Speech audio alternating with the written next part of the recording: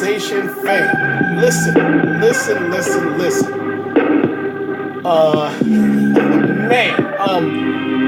I don't even know where to start. Hold on, pause. Last night, listen. So, for those of you who had the pleasure and the enjoyment, hold on, let me fix this for the YouTube fam. We got YouTube fam in the building now. We are live on YouTube as well. But yes, for those of you who had the pleasure of watching UFC 226 last night, you witnessed history take place as Daniel Cormier is now not only the UFC light heavyweight champion, but he is also the UFC heavyweight champion in an awesome win last night over who at the time was the most accomplished heavyweight champion in UFC history, Stipe Miocic. I did not. Okay, but first let me start by saying, what's good, everybody in Instagram land? What's good, all my Facebook peeps, YouTube land? To see y'all watching as well. Appreciate the love, everybody. Make sure y'all call in too and give me your thoughts. 516-590-0997. Listen, let me start. Lord, what's up, baby? Let me start by saying, if you listen at, I think it was, last week's show. They're all cataloged and categorized on the blog site and on the website as well. I wasn't sure which way I wanted to go with last night's fight, but I also admitted that I was leaning a little more towards Stipe winning. Boy, was I wrong. And I also said that if Daniel did win, I thought that he would win by unanimous decision because of the type of fight he is, him being such an accomplished wrestler, grappler, and him having a phenomenal ground game. He will be able to grind Stipe out through those 3 rounds and possibly tire him out with the groundwork and do enough work to get the decision win if Daniel won. Again, boy, was I wrong. And it won't be the last time. But yes, Daniel Cormier beat... you know what? I did not... That was the last thing I expected to see last night in regard to a Daniel Cormier victory. I am a Cormier fan. The only light heavyweight I think maybe I liked more than Daniel Cormier probably was Jon Jones. And we all know the situations behind Jon Jones and his ongoing saga in the octagon and also outside of the octagon. That's a whole nother topic of discussion, which we will brush a little bit further along, talking about Cormier a little later. But I've been a Cormier fan for a while. And I like Stipe too. I've always liked Daniel more, but I was leaning more towards Stipe winning that fight last night. And Daniel showed up and showed out. First round knockout victory over, again, one of the most, if not the most accomplished heavyweight in the UFC, a champion in the UFC up until this point in time. I was shocked. In the execution of the win and how he got the knockout, it was beautiful. With Daniel being a grappler, the grappler that he is, and I know, Kenny Florian hinted toward it last night. I saw it clearly.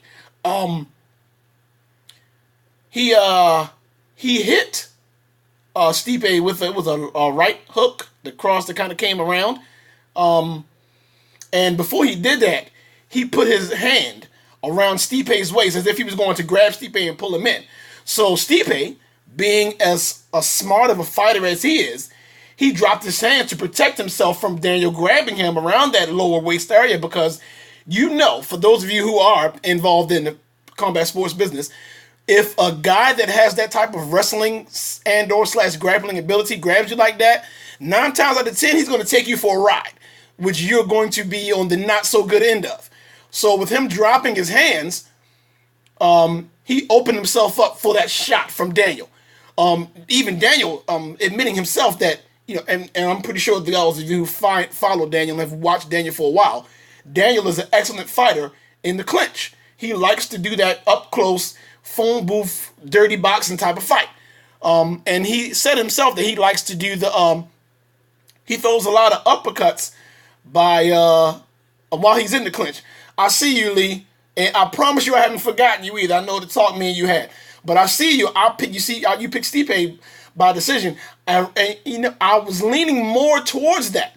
I thought that Stipe, initially, I didn't know which way I wanted to go, but the more I kind of thought about it and meditated on it, Dwight, what's good, baby? I see you.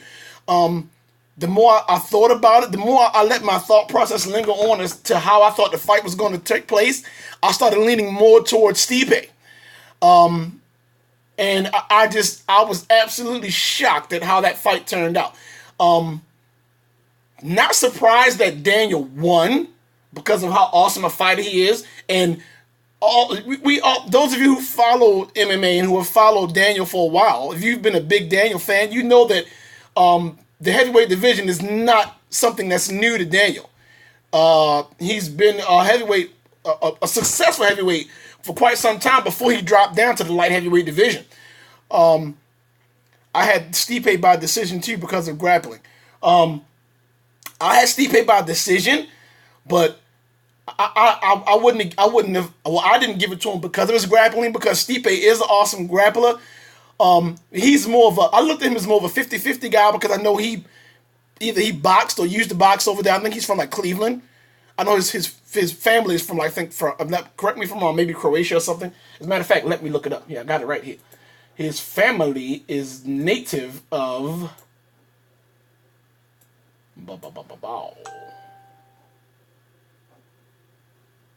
Croatian descent. Boom. Yes. But the reason why I would have given Daniel that grappling advantage to White is because I think really looking at their resumes, Daniel is a much more accomplished grappler than he is. Daniel is like a Olympic, world-class NCAA level grappler, which would have given maybe a slight edge over Stipe in the ground. Not to take anything away from Stipe's grappling ability, mind you, just putting it out there. But I just thought that if Stipe would have been able to keep the fight on the feet as much as he was, as much as he could, that would have given him the advantage to win the fight by decision. That's what I was leaning more towards too. And not to my displeasure, but Daniel proved me wrong. And I'm happy to see him get this belt, man. I gotta be honest. Because his only nemesis throughout his whole career up to thus far has been John Bones Jones. And tell me what you guys think, man. I really, if you, as an MMA fan or as a Daniel Cormier fan, have not done it yet, it really is time to start talking or having the talk of Daniel Cormier being included in the GOAT conversation. You might like that. You might not like that. Some people might pump the brakes on that because of the John Jones situation and his rivalry against John Jones. But I got to be honest, man, I really think it's time to start putting Daniel Cormier in the GOAT, like to seriously start putting him in the GOAT conversation, one of the GOATs. You got to. My man Lee. Now, here is the argument that might come up. It was a shot out of the clinch that cost Stipe. Now, do you think it was a lucky shot or was something Daniel saw right away? Now, it looked like, I have to be honest, see, the way you're looking at it from the outside as a spectator, it looked like it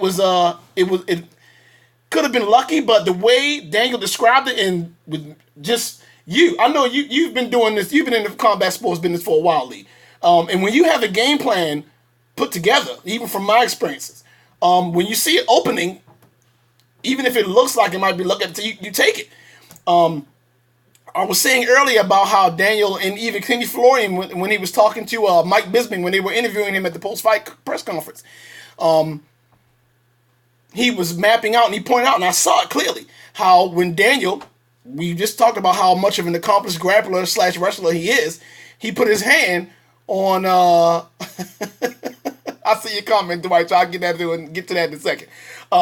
He put his hand around Stipe's waist, which made Stipe bring his hands down, because Stipe, being as smart as he is, he knows that if a guy who is an accomplished grappler / wrestler like Daniel gets you locked around that waist area, you're going for a ride. Stipe didn't want to go for that ride in the air, so he dropped his hands to kind of protect himself from Daniel's grip, which opened the shot for Daniel to take up top. So you can kind of look at that either way. I'm not sure, Lee. Tell me what you think. Dwight Jones is coked out in the corner. Nobody should even be looking at him. As much as it hurts me to say this, Dwight, I must agree with you, because I've been a John Bones Jones fan for a long time. But you gotta, I gotta be honest, man. Looking at Daniel's resume, that's been up until this point his only nemesis, man. And I do really think it's time.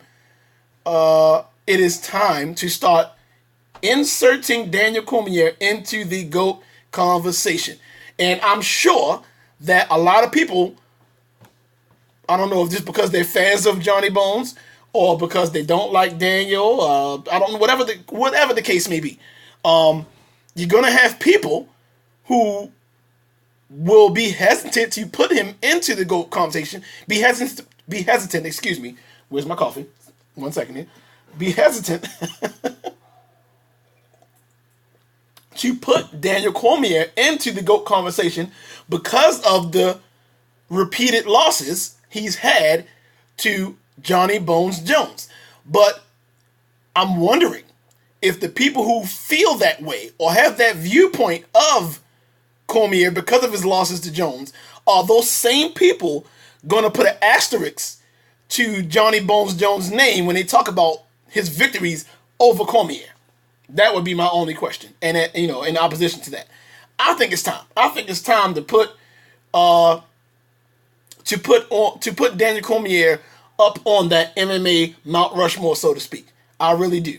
My man Dwight, you gotta respect. For those of you who are just listening in, we got a lot of feedback, a lot of action popping off in the Instagram live feed and the Facebook live feed. If you want to come in and if you want to come over to the live feeds and chime in, feel free. Or if you want to call in, 516-590-0997. Give me your thoughts. We're talking about UFC 226 last night. We're going to talk about a couple of the fights that took place on that card. But right now, we're talking about Daniel Cormier making history last night. The man made history. He is one of the only two UFC fighters, the other being Conor McGregor, to hold a belt, in two separate weight classes simultaneously. That is amazing. And as much as I hate Conor McGregor as a fighter, I don't hate him as a person, I don't really know the guy, but I think he's a bit of an ass as a fighter. But with him being an ass, he's usually able to back it up. I gotta be honest here. But that's MMA royalty right there, man. To be able to make that claim, you heavyweight champ, light heavyweight champ, both belts at the same time. That you can't really get much more of a feat to look more awesome than that on your MMA resume. That's just me being honest. You gotta love the guy as a fighter. My man Dwight, you gotta respect DC now if you haven't been already. I think a lot are Jones fans still mad, but they are not mad at Jones, the one who actually messed up. And you know what? That's a good point, because I was upset with me being as big as a Jones fan as I was. I was more upset with him personally. For him to come back, and I don't want to get too far off the subject here because we're talking about Daniel Cormier because he deserves to shine right now. But since we brought up the Jones issue, because he seems to be the only person who can beat Daniel, I was more upset about the shortcomings that caused him to take away from his shine the first time, and then when he came back the second time, like on the rebound tip, he messed up again. So he basically did that to himself. And I feel, but since we're on that subject, thinking about it through that aspect, it makes me feel bad for Daniel, because looking at all the great things that Daniel has accomplished, even though he's lost to Bones twice, you always have an asterisk next to those L's, and two, it doesn't look like he'll ever get a chance to redeem himself under a fight that would be deemed clean on Jones' behalf. Because you'll always have that asterisk. That sucks, man, but that's the nature of this beast that is MMA. My man Lee, not really feeling Brock versus Daniel. If you want real drama, let Kane challenge him. Let Kane challenge his teammate. Yo, the whole vibe of that when Brock came in the ring, that had the whole WWE feel to it. I was not feeling that at all. Even though I really believe Brock is crazy like that. I believe Brock. I took Brock seriously when he came in there acting an ass. So I don't think he was joking. I don't think that was an act. But that's just him. But it's him because he has the background of the WWE. And that whole vibe just had a whole WWE feel to it. I didn't. I just felt like I was, at that point, I felt like I was watching wrestling. But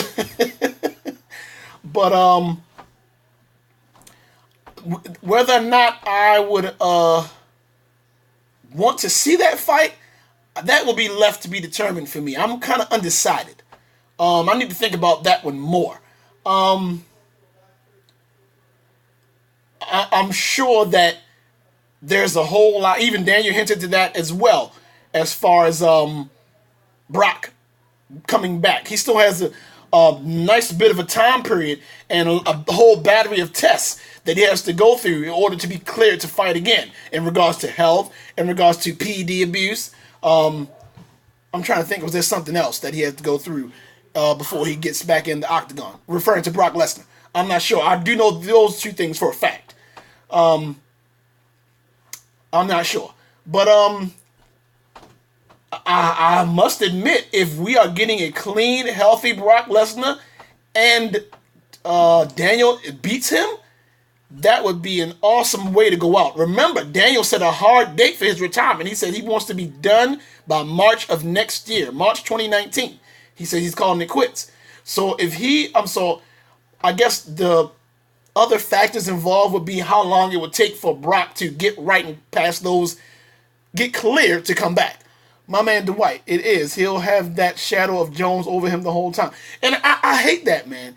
To see an awesome fighter on both ends. It sucks on both ends. It sucks on Jones' end because he effed up royally and he'll never be able to come back from that with how bad he messed up. And it sucks for Daniel because it just seems like he's beaten everybody else.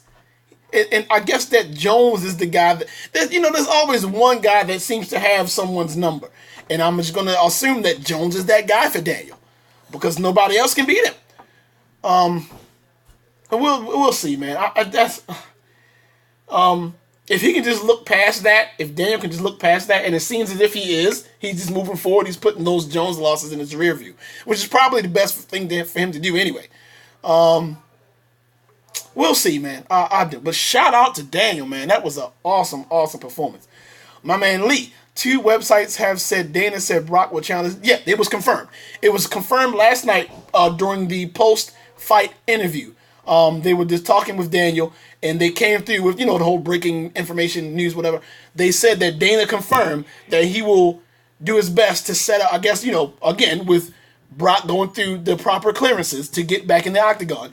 He's with everything, if everything goes as planned, he's going to set up Brock to fight Daniel next. That's what he said. He said, not sure, but if ESPN reports it, then yeah. DC will never fight Kane. That's a tough one. I'm never going to say never. I do think it's highly unlikely. I don't really see it happening. I've seen crazier things happen, though, Dwight. I'm not going to say never.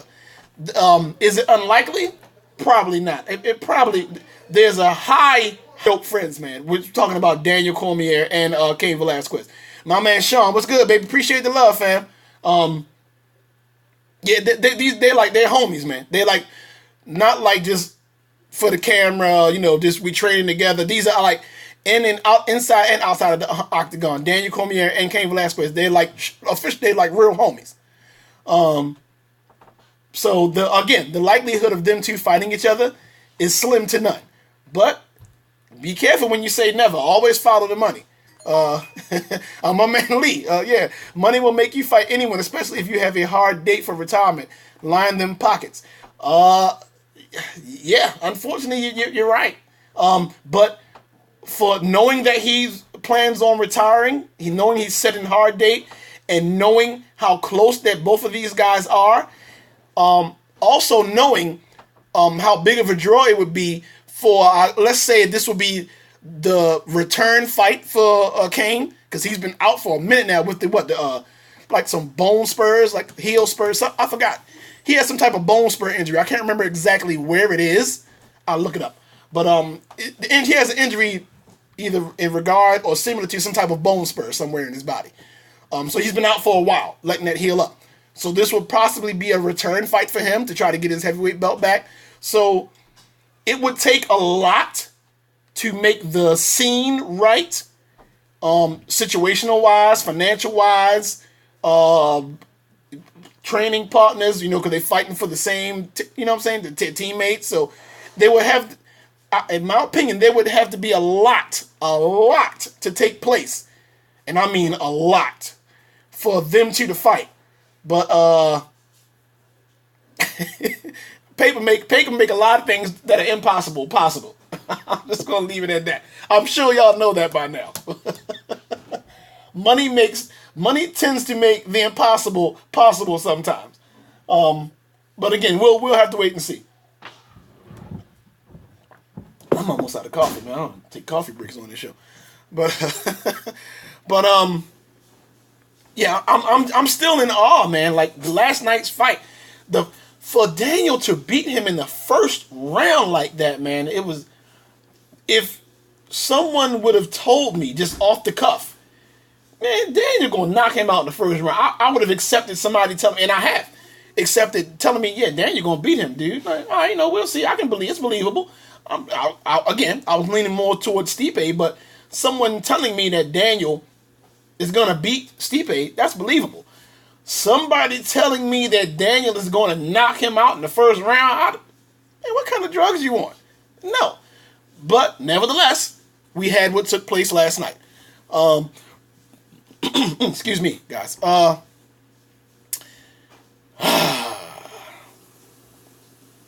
man. Stiff right hook to the jaw did him in, man. It was done after that, man. But so shout out to Stipe too, man. Let's not let this win, even though Daniel deserves to shine. Let's not take away from Stipe up until last night. Is looking at the resume, looking at the numbers, looking at his accomplishments, he is, or was, the most accomplished heavyweight fighter up until his L last night.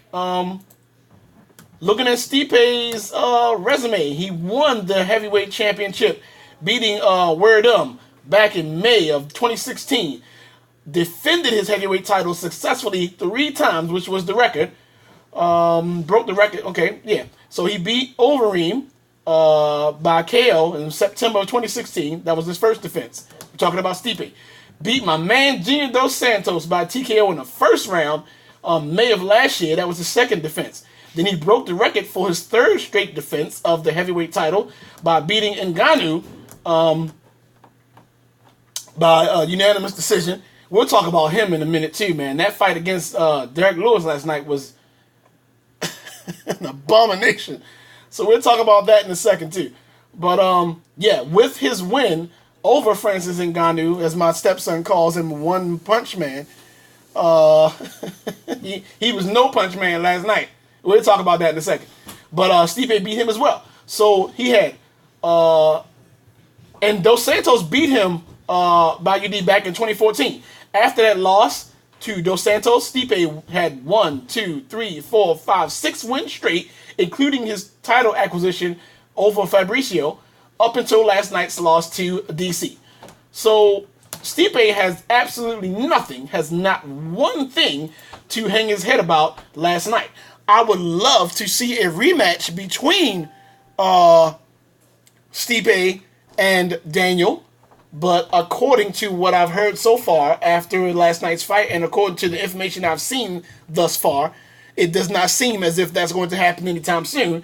It seems and it appears that Dana has his mind made up and his sights set on Brock Lesnar versus Daniel Cormier, which I'm sure, knowing Dana being the businessman that he is why he's doing this, because that fight will be an absolute money draw, which means dollars for Dana. And I can't really blame him for that. I would much rather see the rematch between Stipe and Daniel, but looking at it through the business aspect, the amount of money that the Lesnar versus Cormier is going to make, you can't really turn that down. My man Justice, what's up, baby? I see you. DC striking is underrated greatly. I think he showed that last night. And because of how accomplished a ground guy he is, yeah, I think that's the reason why it goes underrated. Let me look up a stat real quick for DC. Give me 1 second, guys. Y'all know I try to be as accurate as I possibly can. It does not work out that way all the time. Now, let's look at this real quick. DC's record after last night, he's had 23 total pro MMA fights, 21 wins. Of course, those 2 losses are to Johnny Bones Jones. Now, with the 21 wins he's had, 10 of those, so almost half of those wins, have been by KO. I think that stat kind of backs up your point, Justice. For him to be as an accomplished ground guy as he is, I mean, look at this. He is an Olympic freestyle wrestling NCAA Division I wrestling champion. He's a brown belt in BJJ. His resume speaks for itself. He is a bronze medal. This is his wrestling resume. 2007 bronze medalist in the Baku Games. 2003 gold medalist in the Santo Domingo Games. 2007 bronze medalist in the got tongue tied. You know what that means? It's coffee. Excuse me, guys. He is a 2007 bronze medalist in the Rio de Janeiro Games. See, that rolled off the tongue. He is a 2002 gold medalist in the Maracaibo Games and the Santo Domingo Games. So his ground resume speaks for itself. Speaking about Daniel Cormier. So with him being an accomplished ground guy as he is, you would think he would have more wins by submission. He has 21 wins. Almost half of those wins, 10, are by knockout. 7 by decision, 4 by submission. Excuse me, I misquoted a stat. He does not have 2 losses. He only has 1. That second loss to John Jones was overturned to a no contest because John Jones came back dirty. So let me put some respect on Daniel's stats here. My bad. He does not have 2 L's. He has 1 L. Let's be honest. It is what it is. Because that L was taken back, and because of that, he was reinstated as light heavyweight champion. Yes, that fight in July of 2017 when he fought Johnny Jones, that was overturned. So again, man, tell me what you guys think, man. Holler at me. 516-590-0997. Keep chiming in on the Facebook feed. Keep chiming in on the Instagram feed. Tell me what you guys think. But Richard and Hagman Hooker. Bro, that joint was insane. And you know what? I'm trying to, I try my best to keep the time, or not limit my time, but I try, emphasis on try, to kind of condense the different topics, and I'll break those down into sections of whatever topic I wanted to talk about, like UFC 226. I got a couple fights on that card that I wanted to discuss. But that fight there, Richard and Hagman Hooker, that joint, man. Look, since we're talking about the card, let's move forward. Let's talk about the fight on the card which was the main fight that I wanted to see that did not happen. I was a little salty about that, but I have to understand why, and I was actually impressed that they put Max Holloway's health first. Two 2 or 3 days ago, Holloway, well, last night he was scheduled to defend his featherweight title versus Brian Ortega. This was the main fight that I wanted to see. I'm a Max. I love the kid Ortega too, but I'm a big Max Holloway fan. I wanted to see him defend his belt against Ortega because I figured that Ortega would be arguably the toughest test he's had thus far. But unfortunately, they had to remove Max Holloway from the card last night because he showed concussion symptoms. He showed significant concussion symptoms. He showed concussion symptoms. Let me not get tongue-tied and slow down. During one of his the press interviews that he had. And he had him examined, and he was diagnosed with concussion symptoms. So he was forced to back out of the fight. And that was Wednesday, after showing the concussion-like symptoms. They admitted him to a Las Vegas hospital twice that week, and because he was feeling the symptoms, and I guess because of how his body language and how he acted at one of the interviews in Vegas, they sent him back to the hospital, and he was diagnosed with the concussion symptoms.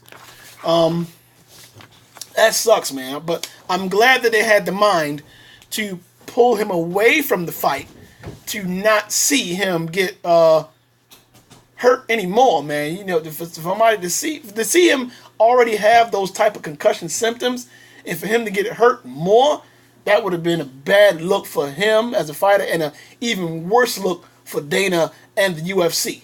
So I'm glad they did that, man. And you know, a lot of times when fighters are forced to withdraw from a fight for health reasons or for injuries or for whatever, you know, legitimate reasons, they get rode on about it, man. Like, oh, you're scared, you didn't want to fight, you're back, and now you're being a wuss. You could have toughened up, man up, getting it. No, man, this is his livelihood, man. And I was pleased to see the outpour of support that a lot of fighters were giving him for him having to step away from the fight, man. I mean, you want to see that type of fight take place, especially the anticipation of a fight as big as him and Ortega, man. I was expecting that to be like a show enough fireworks type of fight, but they had to pull him, man, and I understand why. They were trying to, they are currently, after I saw the source report on MMAfighting.com, when they were giving details about the extent of his concussion symptoms and or injuries for Max Holloway. Dana White said that they were going to do everything they can to help him, to get well and to be able to get back in the octagon. But in the meantime, you know, he's going to have to sit it out for hopefully not a significant period of time. But I know, again, this is another situation where he's going to have to go through a series of protocols and tests to be able to be cleared to defend this belt again. And because of the short notice, they were not able to find a replacement for Ortega to fight. I know there were a few people who stepped up. Frankie Edgar, who was just an all-around tough guy. He's tough as nails. He's tough as they come. Frankie is. Those of you who know who Frankie Edgar know what I'm talking about. Frankie is made of steel. He was one of the ones who volunteered to step up, and I can understand why, because he would like to get back at Ortega, because Ortega, if it wasn't, I think it was his last fight. What was Ortega? It was either Ortega's last fight or the fight before that, where he scored a nasty KO win against Frankie Edgar. Nasty uppercut, man, caught Frankie Edgar real good. So I can understand why Frankie would want to get back in there and get at Brian Ortega. But shout out to Frankie too, man, for trying to step up and take that fight on such short notice. This is a testament to how tough Frankie is, man. Like, seriously. I'm just wondering, like, is that actually going to happen though? Like the rematch between Frankie and Brian, because depending on how long Max has to sit out, does that mean that it's going to force Dana, or is it going to force the UFC to create a fight for the interim title? We will have the interim champion to be able to defend the belt until Max returns to unify it.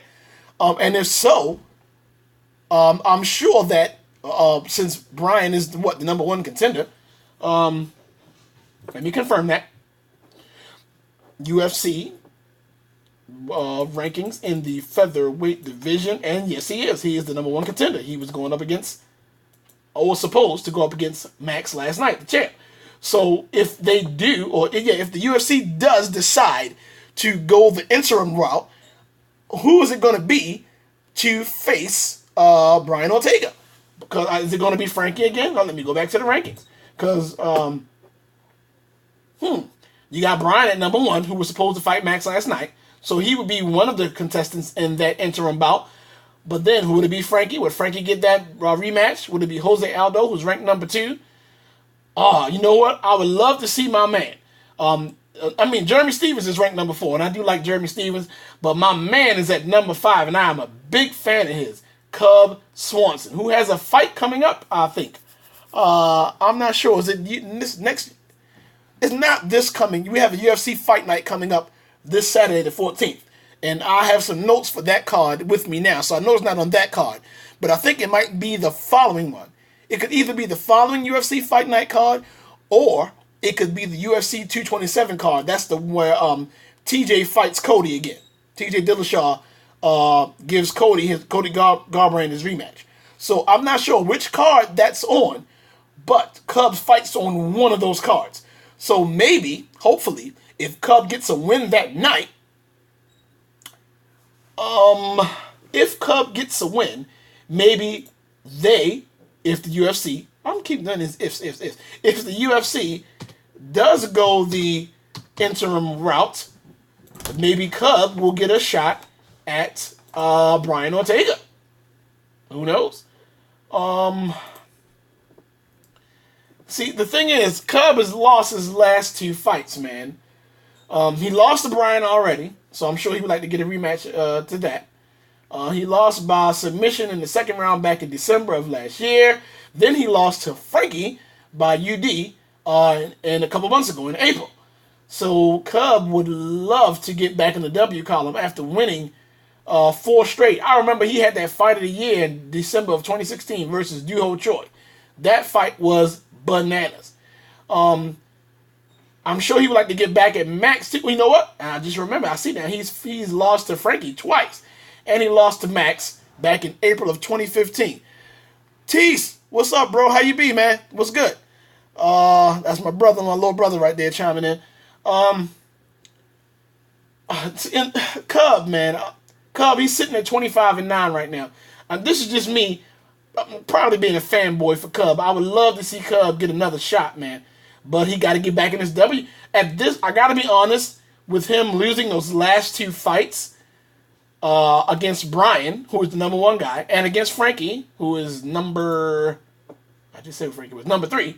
I don't think, at looking at his resume, he probably doesn't currently deserve it unless he's able to get this W in his next fight. That can maybe move him up the ladder.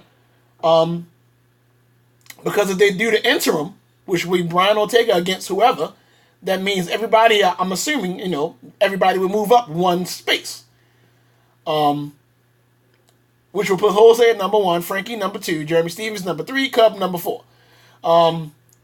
Featherweight division is okay. I'm not really looking too much past Cub. Maybe Josh Emmett. He's cool. Miles Drury went up a spot to number 12. I forgot about Ricardo Lamas. The featherweight division is cool. It's not like loaded. But it's cool. But I would love to see Cub get that shot. But again, that depends on my man. I see you, bro. My man. Love you, boy. Jeremy Stephens. You know what? Justice? I think as far as how styles make fights, I think I would like to see Jeremy. He's beaten Cub already. He beat Cub back in June of 2014. Excuse me. I'm sorry. He lost to Cub. My bad. Let me put some respect on my man Cub name. He lost to Cub back in June of 2014. I'm looking at the wrong bracket here. Ah, he has yet to fight Brian, but Brian is undefeated. So I mean, I don't know. I really think that would be. Do you think now? Let me ask you, Justice, if you're still watching. Do you think Jeremy is ready to take on a guy like Brian Ortega? Tell me what you think. I think, and when I referred earlier to Styles making fights, I was referring to him going up against Cub, even though Cub beat him.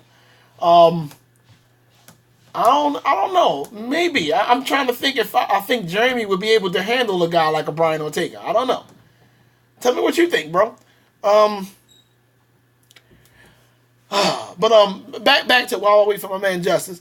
Back to but Max Holloway, man, and him and Ortega. I remember. Let me see. Where I know I have it in my notes here somewhere. Yep, right here. He suffered an ankle injury. Ortega gets hit a lot standing. Yes, he does. And you know what? Looking at how Ortega fights, I've only been following him more recently as of late.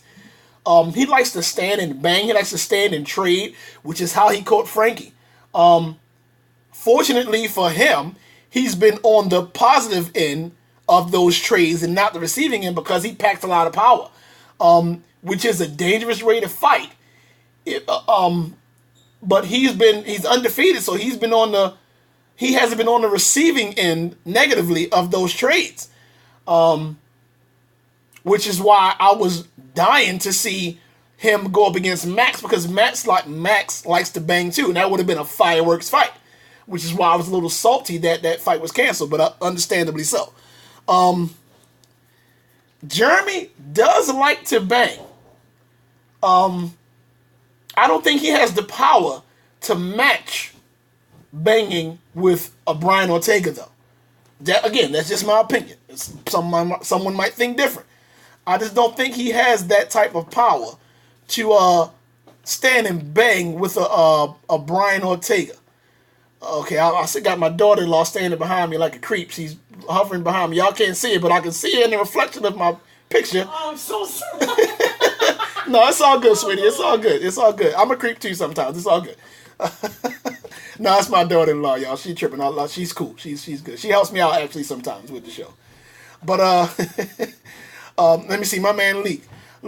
I'm an Ortega fanboy, but I'll say Stevens gives him a fight if he doesn't just outright beat him. And yes, that's what. If you look up at the comments above, Lee, Justice was referring. My homie Justice was making mention of how much Ortega he gets hit, but when he stands and bangs, he usually comes out the victor when he trades with his opponent.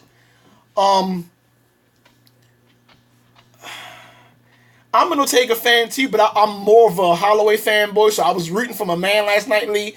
Man, I wanted to see that fight. I really wanted to see that fight, man. Steven gives him a fight if he doesn't just outright. Right, because I agree. They both like to stand and trade. Ortega and Stevens both love to trade. I just think that if they do stand and trade like they both like to do, I think Ortega will overpower him. That's just my opinion. I think so. Let me pull up Ortega's numbers real quick. Looking at Brian Ortega's numbers, even though he's undefeated, 14-0, 15 fights, 14 wins, only 3 by knockout, 7 by submission, 7 by decision. Even though I got to be honest, his numbers don't indicate the fact that he would like to stand and bang, even though your eyes are telling you different from watching these Ortega fights. He's a black belt in BJJ. He trains the Gracie Jiu-Jitsu Academy over in black belt surfing at Black House MMA. So he's an accomplished jiu-jitsu practitioner. So you would and his numbers. Looking at his stats, it indicates that he has more wins by submission than he does by knockout. But when you're watching this guy fight, man, he likes to throw hands. And looking at his numbers, this has me wondering, like, why would he like to throw hands with him being? Let me rephrase that. Not why, because his numbers, his wins, it's working for him because he's been throwing hands. In contrast to you would think him being such an accomplished jiu-jitsu guy, and it's been working for him because he's undefeated. And it's not like he's fighting nobodies. This guy is accomplished. He's beaten. We're talking about Brian Ortega now. He's beaten Frankie Edgar. He's beaten my man Cub. He's beaten Clay Guida. He's beaten Thiago Tavares. These are guys that are accomplished. These are official MMA guys that have the potential of going into the MMA Hall of Fame. Some of the names I just named. So Brian Ortega is the real deal as far as his hands, because it's obviously been working. No L's whatsoever. I just really wanted to see him scrap with my man Max Holloway. So we'll see, man. I'm just curious to know right now whether or not UFC is going to do the whole interim thing. And that will be left to be determined. I'll see. Well, I sure hope so, man. But I don't know who I want to fight Brian Ortega if they do the interim thing. Of course, obviously, I want to say Cub. But I'm trying not to be a fanboy about it when I'm bringing Cub up, man, because I love the dude, man. I love him as a fighter. This guy's got a heart the size of an elephant, man. Cub Swanson. We'll see. We'll see. Also on that card last night. Oh, man, I'm running out of time. I only gave myself an hour today. I'll try to push it. And so a couple other things I wanted to talk about. Another fight on that card was Pettis versus Chelsea. My man is back, too. I'm a Showtime Pettis fan. So Sergio Pettis, my man from the former champ on the Wheaties box, got back in the W column last night. That was good for me to see, man. I was definitely pleased with that. He beat Chelsea last night, and it appears as if he might be looking like the Showtime Pettis of old. I sure hope so, man. Let me pull up some Showtime Pettis numbers real quick. Y'all know I like to go through the whole fact check thing because I don't like being wrong. Unfortunately, I am sometimes. But, that's because I'm human. So looking at Showtime's resume, it was good for him to get back into the W column. Last night, he beat Michael Chiesa. I always get tongue-tied saying his name. Chiesa. He beat him last night with a second-round submission. Caught him in a nasty armbar, man. When I thought he hopped up, he kind of backed him up against the cage with the whole flying knee. And when he landed on Chelsea, he landed in an awesome, he got the positioning for that guillotine when he kind of bridged back. Couldn't close the deal, but Chelsea flipped him and was on the mount position, man. But with Showtime Pettis being an awesome jiu-jitsu guy, man, these guys we skilled on our backs, man. So he was able to get that triangle choke, man. A nasty triangle armbar. Closed the deal last night on Michael Chelsea. I'm just happy to see my man, Showtime Pettis, get back in the W column last night. Before that, he was 2-2 within his last 4 fights. He beat Charles Oliveira back in August of 2016. Then he lost to my man, Mad Max Holloway, in December of the same year, 2016. Then he got a W versus Jim Miller last year in July. Then he lost to Dustin Poirier, man, when he hurt his ribs real bad in November of last year. So my man, Sergio Pettis, back in the W column. I'm sure he wants to get back on the Wheaties box like he was, man, when he was the the former champion that he is. Let me check out the rankings real quick. Oh, my man. This is,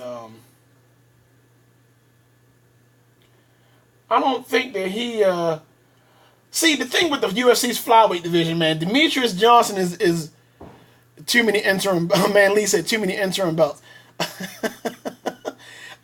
You know what? You're probably right too, Lee. But I'm trying not to look at it through the aspect of cats getting injured. You gotta understand. And I'm sure you know because you've been in the mix. I'm a jiu-jitsu guy, Aikido. I've never done pro MMA such as yourself. The nature of the beast it dictates injury. So with a lot of injury, if that person who is injured is a champ, a lot of injury is going to sometimes going to lead to a lot of interim belts. Unfortunately, a lot of times with those interim belts, you got a lot of craziness attached to it. I'm the real champ. No, I'm the real champ. We got to unify this belt. Oh, I don't want to fight this dude. The money ain't right. There's a lot of craziness that can be attached to interim championships. But the nature of this business is attached to injury. It's unfortunate, but it's an unfortunate reality. I'm just wondering if they do go the interim route with this featherweight belt. Ortega's going to have to fight somebody. It's going to be Ortega. He's the number one contender, so he has the right for that interim shot. My question is just who's going to throw him? Who's going to step up? I would love to see again. Not fanboying. I would love to see my man Cub. I can't guarantee that's going to happen. But looking at this flyweight division, man, with Pettis, him getting back into the W column, he's ranked number 2.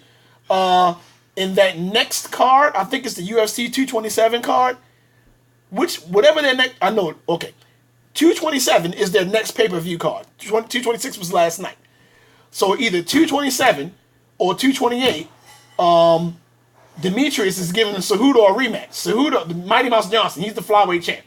He's ruling the flyweight division with an infinity gauntlet right now. Ain't nobody seeing Mighty Mouse. He's ranked number 1 pound for pound in the UFC.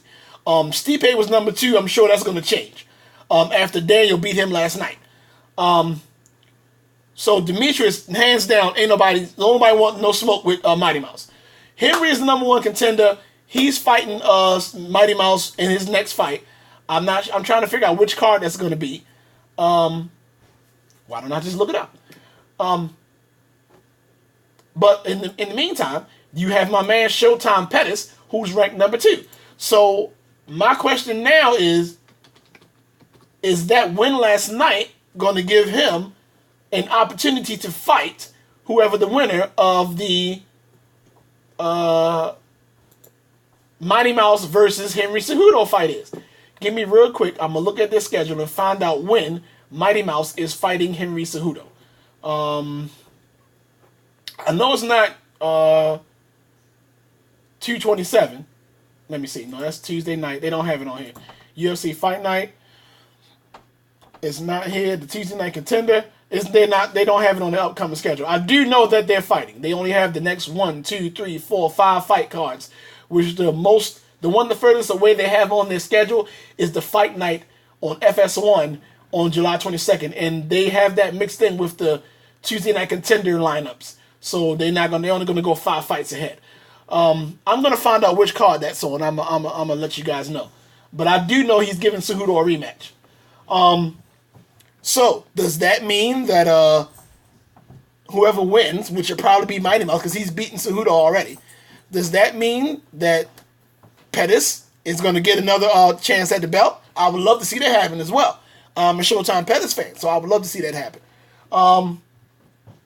We'll find out, man. Oh man, I'm running out of time. Real quick, I want to talk about the abomination that was the Derek Lewis versus Francis Ngannou fight. Before we wrap up, a lot of people, even I know my stepson was riding the Francis Ngannou train heavy. He was calling this dude One Punch Man and everything. And of course, that was after the knockout win he had versus Overeem. But his last 2 fights, man, I gotta be honest, man. Ngannou's look like trash, dude. Like, bruh, what? I don't know, man. Derek Lewis, he beat him last night. He did enough to win. Neither fighter looked great last night, but I agree with the unanimous decision win. He did enough to beat Francis Ngannou. He outworked him and outfought him. But I have to be honest in saying neither fighter looked great last night. But that was the co-main event because of the cancellation of the Holloway-Ortega fight. So they moved this up to the co-main event. But I after last night, man, I got to be honest in saying that I think that the Francis Ngannou hype train might have derailed.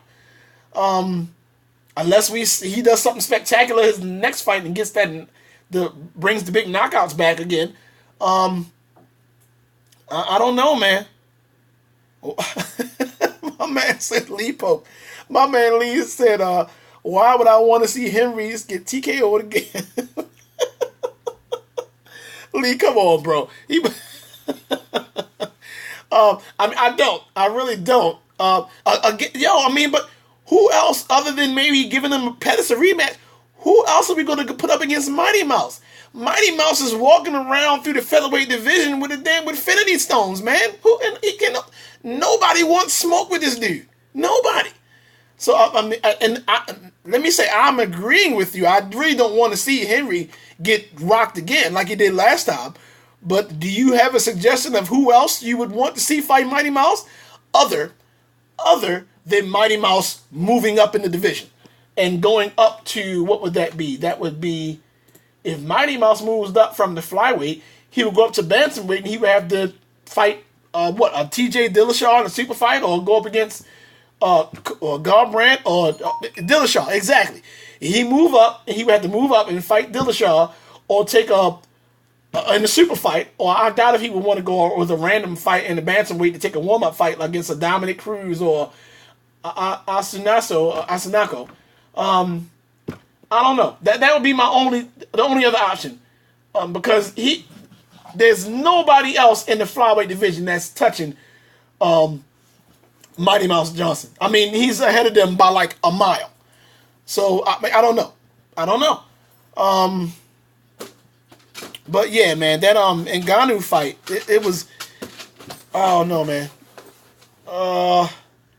Wow. Yeah, so we can wrap up in about another 2 or 3 minutes, man. I just wanted to holler at y'all. Also, 90 seconds. I got you.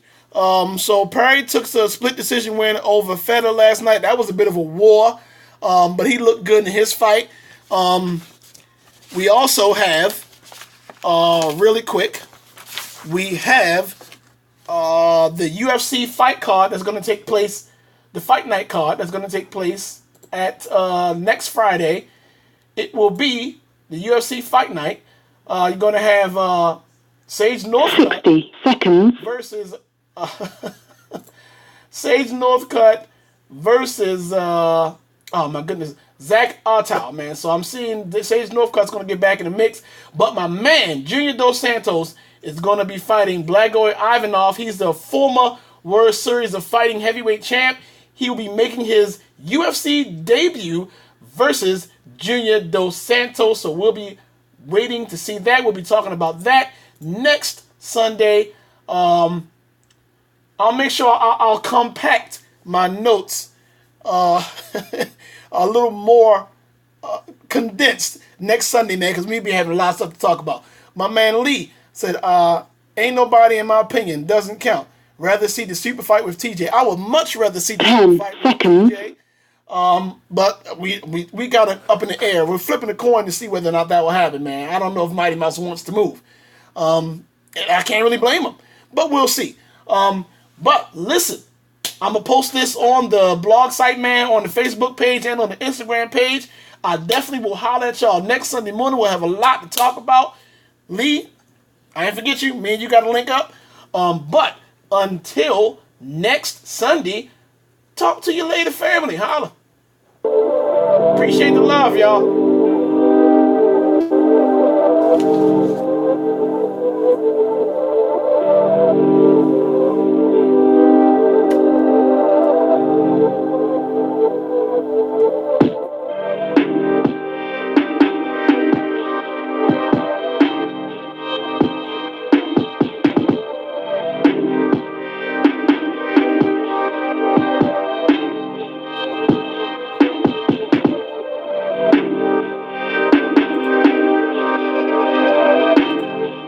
Thank you for using Blog Talk Radio. Goodbye.